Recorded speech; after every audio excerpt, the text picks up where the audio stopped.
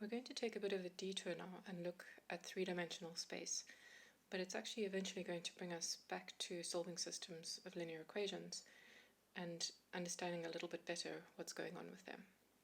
So these lectures on three-dimensional space and vectors are not covered in the textbook that we've got online. Instead, if you go to the textbook page, you'll see that there is one chapter from Stewart, which we'll be using.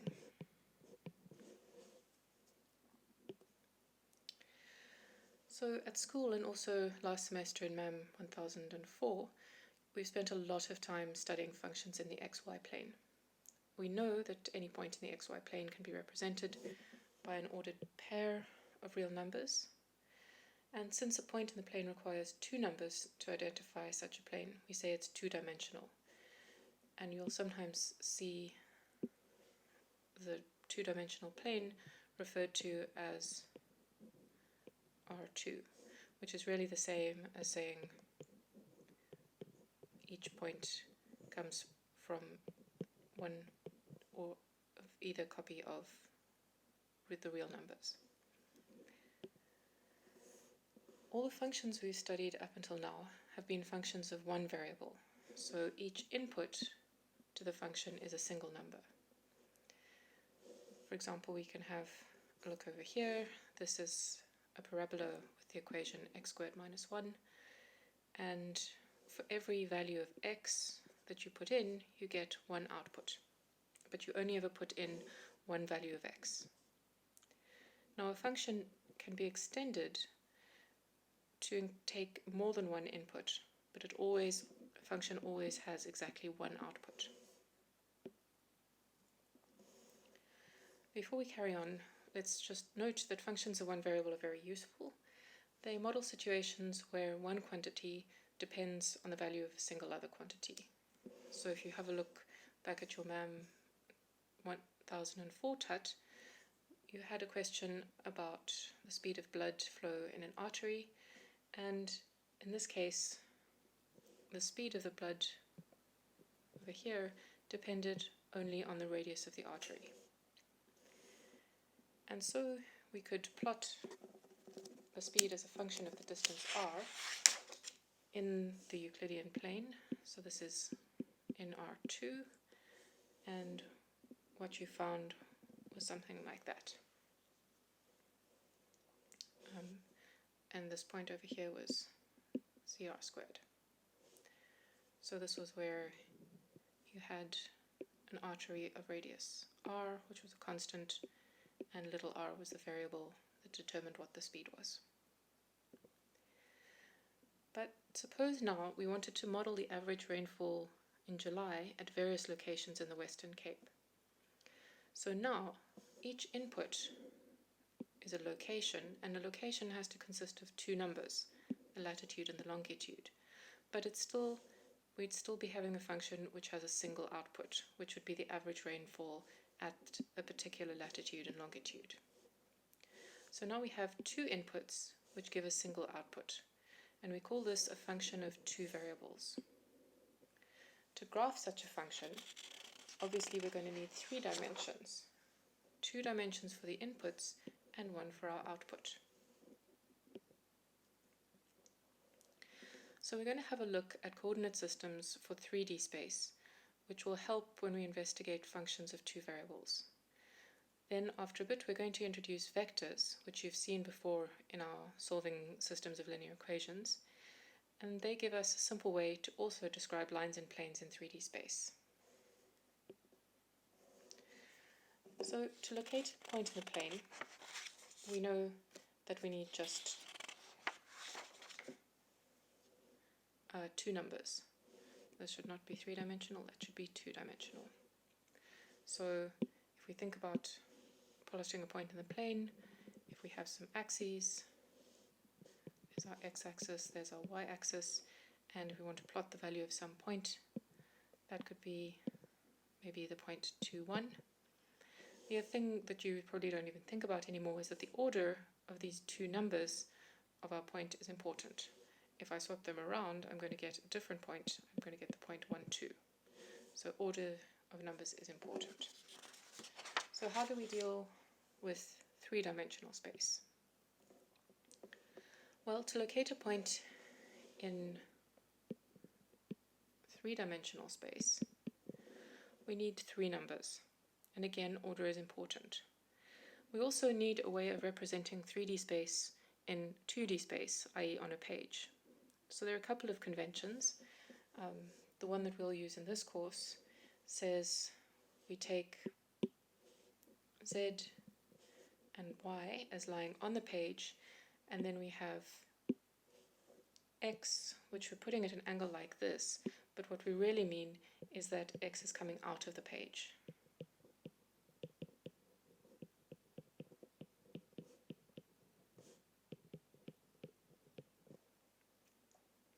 So we draw it at an angle, but really you need to imagine that this x-axis is pointing straight out of the surface of whatever you're reading this on towards you.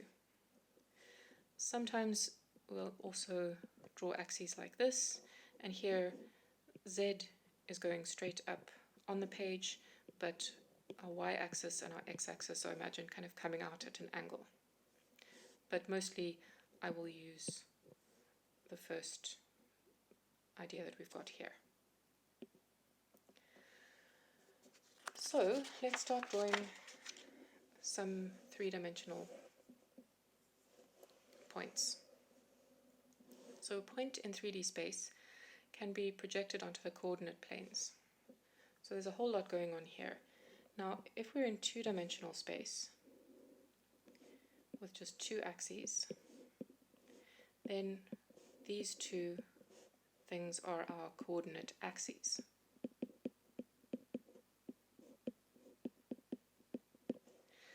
But if we're in three-dimensional space, we've got more going on. So let's draw a sketch. So here I've got my z-axis and my y-axis. You can imagine that my y-axis actually extends that direction and my z-axis goes down a bit. And together these form a plane. So just like we're used to having our x and y, we can have our zy plane, and that is called a coordinate plane. But if we include our x-axis coming out of the page now,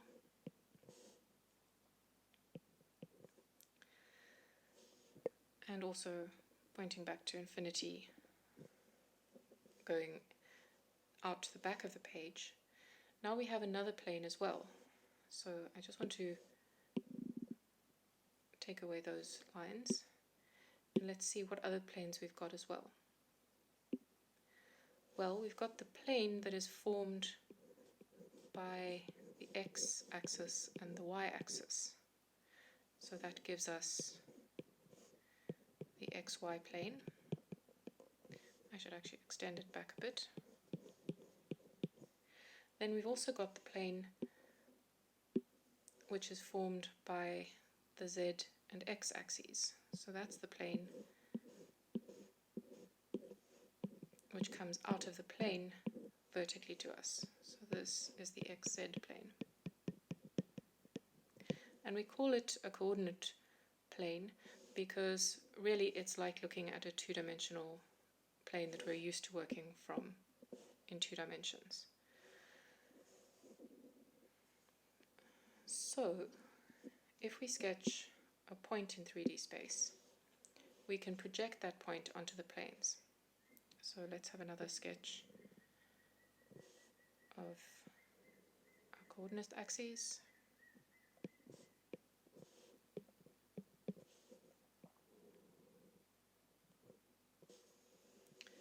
And I should not have labeled that x, that should be z, this should be x. And I'm going to plot one point, which is going to be kind of hard to see where it is until I actually sketch how it fits on the plane. So this is my point x1, y1, z1. So the first thing that we can do is imagine we're projecting it onto the ZY plane. Sorry. We're going to project it onto the ZX plane first. So we imagine that we're taking our point and we're drawing a line until it hits the point X.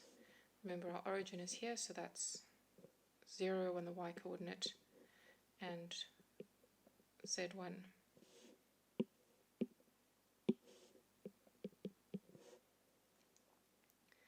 But we could equally well have just dropped a perpendicular down onto the XY plane, in which case here we would have the point, well, on this plane Z is 0, so our point would be X1, Y1, 0. And we could also project back onto the ZY plane, in which case we'd find the point 0, Y1, Z1.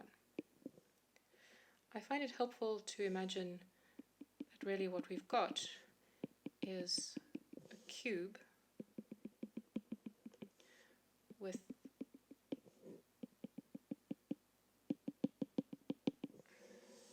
that's sitting with its one corner at the origin, and our point is kind of diagonally out from that. It might be worthwhile just taking some time to look at this diagram and make sure that you're happy with all the points. We can in fact add some more points, so this point over here would be the point x1, and anywhere on the xy plane z is equal to 0, and on the x-axis y is equal to 0, so this is the point x1, 0, 0. We know that this is the origin over here, 0, 0, 0. This point over here, well, that's on the y-axis, so both x and z are 0, so we've got 0, y1, 0. And the last point that we want to have is this point here. It's on the z-axis, so x and y are both 0, so that's 0, 0, z1. So spend some time playing around with these ideas. It'll soon become second nature to you. So comparing 1, 2, and 3 dimensions, if you're in one dimension, then really the only thing that you could have is a point. For example, you can think of one dimension as just the x-axis. And the only things that you can really have here is a point. So for example, x is equal to 2. And if you have a line, then your only real option for a line is the x-axis itself. And if you're in one dimension, then there's just no way you can find a plane. Ain't gonna happen.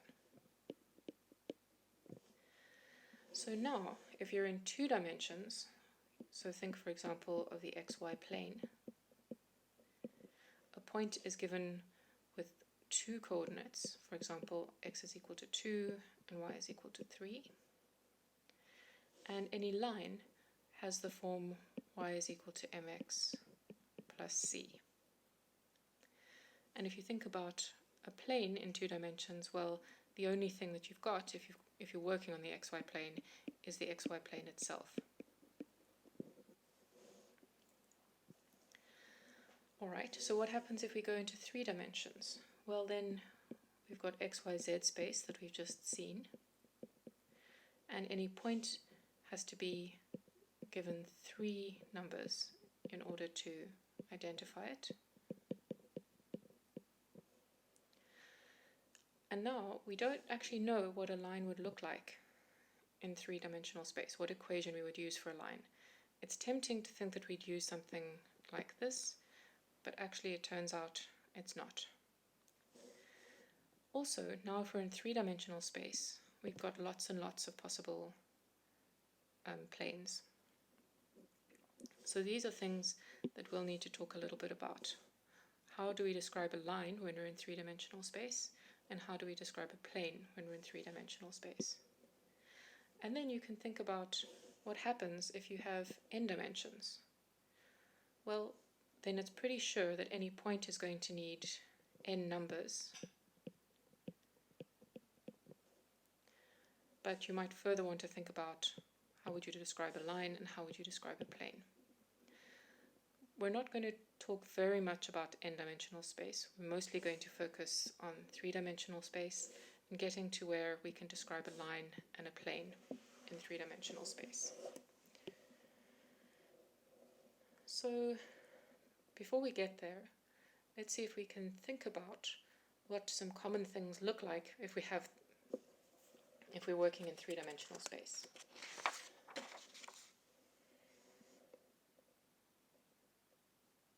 You what each of these things looks like in 3 dimensions, I suggest you stop the video and just take a moment to see if you can sketch what you think we'll be seeing, and then come back. Okay, so we want to know, what does z equals 3 look like in 3-dimensional space? And if you haven't already started using GeoGebra, I highly recommend that you do now. So if we're thinking about z equals 3, that means that of all the possible coordinates, all the possible points we could have, the coordinates of z have to always be 3, but x and y can be anything. Now in GeoGebra, the red axis represents x, the green one represents y, and the blue is z. So let's put in the equation z is equal to 3. And you'll notice that what we've got is a plane. I'm going to move it around a little bit.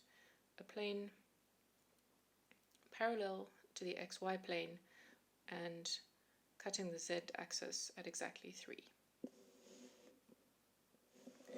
So we're going to take a little picture of that and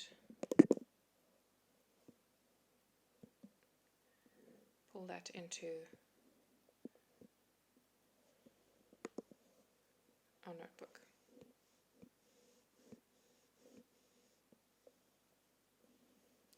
So you can get GeoGebra, it's absolutely free, and you can play around with this as well. So now, if we want to think about what does y equals 5 look like, well, if we were in 2 dimensions, it would just be a line cutting the y-axis at 5, parallel to the x-axis. But similar to z equals 3, it becomes a plane if we're in 3 dimensions. So let's just head back to GeoGebra. I'm going to hide that one, and let's put y is equal to 5. And here we've got a slightly different looking plane. It's cutting the y-axis at exactly 5, and it's parallel to the zx plane.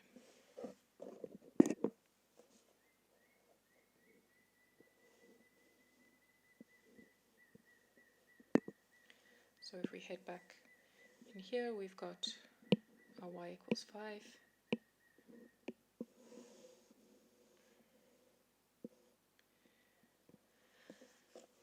Now it's worth thinking about something a little trickier. How about x squared plus y squared equals 1?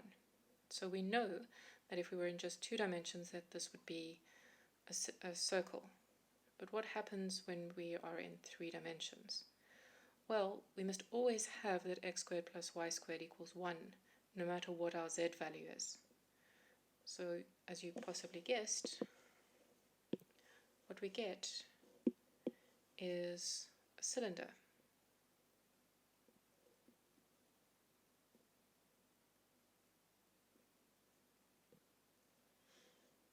So let's have a look at this. So if we look down directly onto the xy plane, I'll move it slightly, you'll see that we've got a circle of radius 1. And in fact, if we cut the cylinder at any plane, we'll see a circle. So we'll have a look at that in a moment.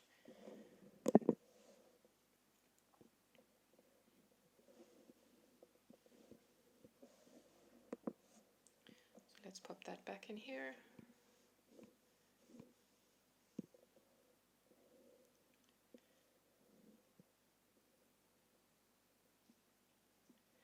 So now we're wanting to know, what do we get in 3 dimensions if we want our coordinates to satisfy x squared plus y squared equals 1, so it needs to be a cylinder, but also z is equal to 3. Well, we can use GeoGebra again for that.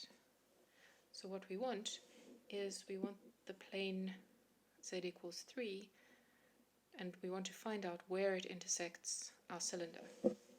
So if we take this picture here,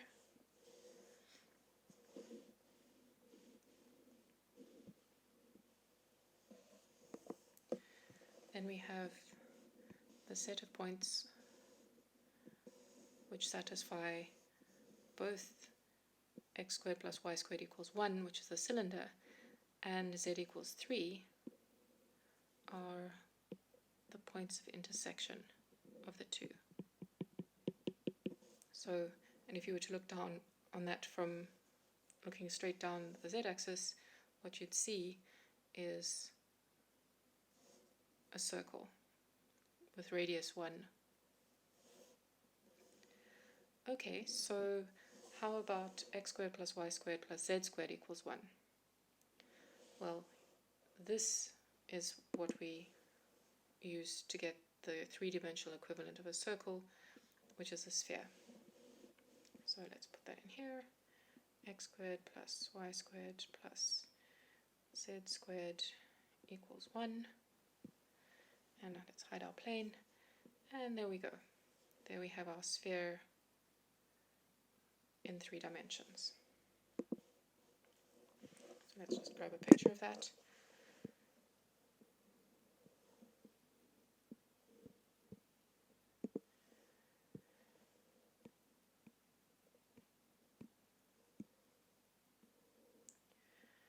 Okay, so finally one more question. What does y equals x look like in 3 dimensions? So here z is allowed to be anything, but as soon as we know what y is, then we know what x is. And likewise, if we know what x is, then we know what y is. Well, let's see what GeoGebra tells us. We want x equal to y. Well, if you have a look here, we've got another plane, but this isn't one of the coordinate axes or parallel to any of them. If you look straight down the z-axis, then you'll see the line y equals x. And at any other z height, we've got a line parallel to the line y equals x on the xy plane.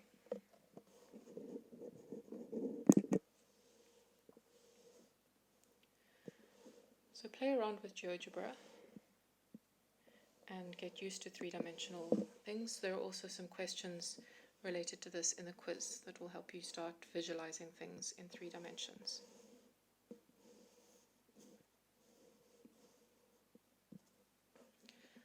Okay, so something that you learned to calculate quite a long time ago is the distance between 2 points in R2. So the way that you probably looked at this was you said, okay, I've got a point x1, y1 and a point x2, y2. I want to know the length of the line between them. Well, you can use Pythagoras. You drop a perpendicular and a parallel line. You know that the length of this must be y2 minus y1.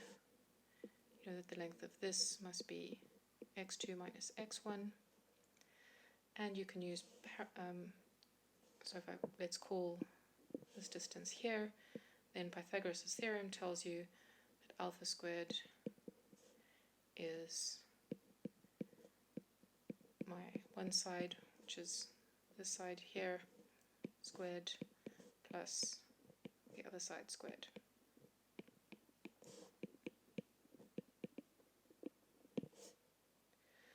So if we actually want to finish this, we have that our length, which I'm calling alpha, is just the square root of x2 minus x1 all squared plus y2 minus y1 all squared. And we can do something very similar when we're in 3 dimensions. So if we're in 3 dimensions, we've got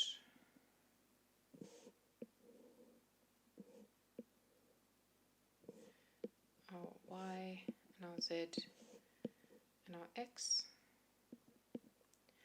And if we've got a point here and a point here, and we want the distance d between them, then the distance is going to look very similar. It's kind of a 3D version of Pythagoras' theorem. It's again this distance between our 2x coordinates. So I'm thinking of this as the point x1, y1, z1, and this is the point x2, y2, z2. Then our distance will be the square root of the square of the x distance plus the square of the y distance plus the square of the z distance.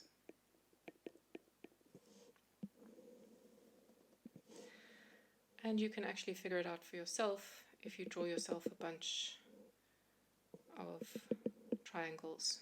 You can figure it out. It's actually quite straightforward, but we're not going to do the proof right now.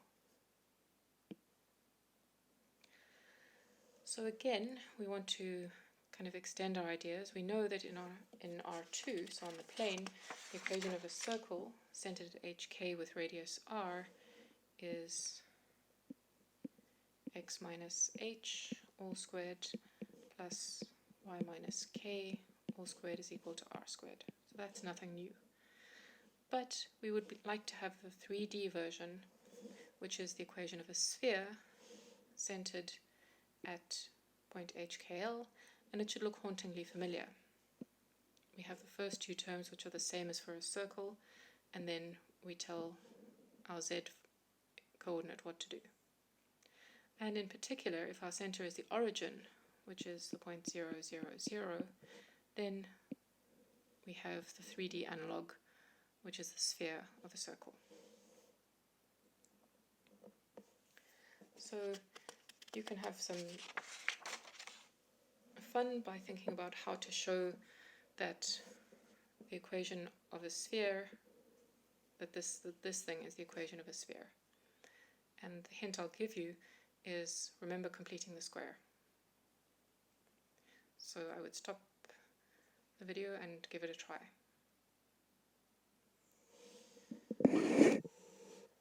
So the trick to doing something like this is to know that we want to take this equation and put it into the form of an equation of a sphere.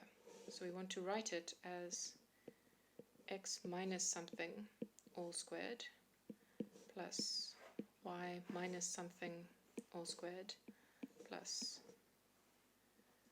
z minus something all squared is equal to some thing that will be squared. So if we have a look, we're first going to have a look at our x terms. Well, we've got an x squared and we've got a 4x. And we want to find some number here so that when we square x minus this number, we end up with x squared plus 4x plus something else. And if you think about what that number could be, we're going to need it to be 2. Or rather, minus 2. Because then, if we square this thing, so we're squaring x plus 2 all squared gives us x squared plus 4x, but it also gives us an annoying plus 4, which we don't have. So we need to subtract off plus 4 from this term over here. I'm going to just remove my equal sign. We're going to have minus 4. So when you multiply out,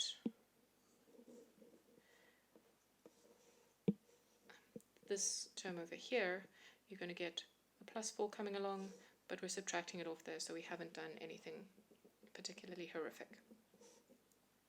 We play the same game, completing the square for y.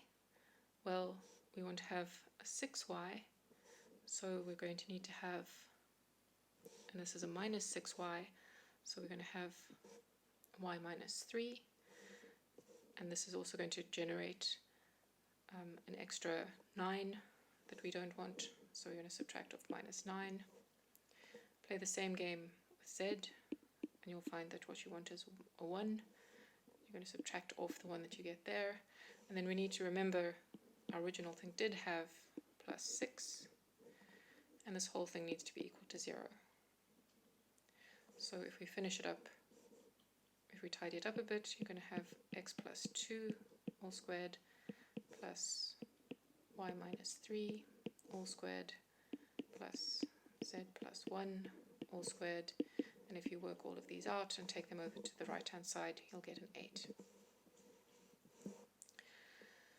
So we've shown that this is the equation of a sphere, and in fact we can see that the center must be the point 2 minus 3, 1, using, sorry, if we're saying x plus 2, so this is actually going to be, the center is going to be minus 2, 3, minus 1, and our radius is going to be the square root of 8.